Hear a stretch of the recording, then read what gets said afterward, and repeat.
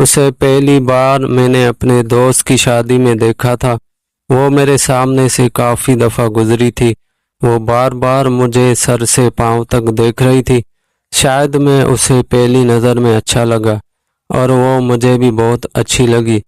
मैं मौका देखकर उसके पास गया और आहिस्ता से पूछा, जी फरमाइए। उसने शर्माते हुए कहा, भाई आपने शलवार उल्टी पहनी हुई है।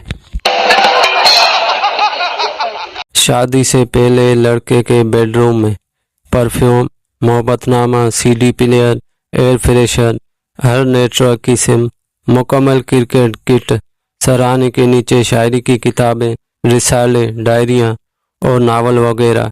शादी के बाद लड़के के बेडरूम में डिस्प्रिन, पेनाडोल, जॉर्ज शांदा, कर्जे की दरख्वास्त, बिजली और टेलीफोन के बिल, स्पगोल का छिलका, दूर और नज़दीकी ऐनकें, मेडिकल रिपोर्ट्स, खाली बटुआ और सराहने के नीचे किताब, मौत का मंजर। दुनिया का सबसे बड़ा टेक्निकल सवाल है और सुनाओ, और उससे भी ज़्यादा टेक्निकल जवाब है, मैं ठीक, तुम सुनाओ।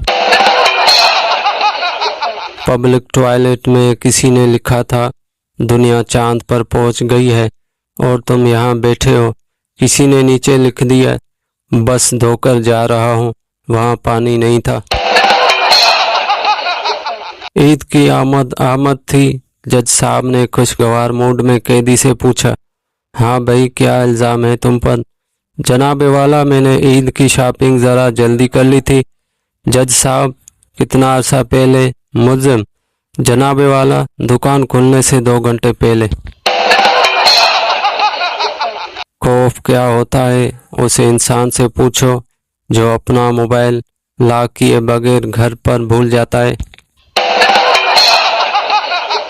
आदमी, पिछले 10 महीने से मेरी बीवी वजन कम करने के लिए घोड़ा सवारी कर रही है।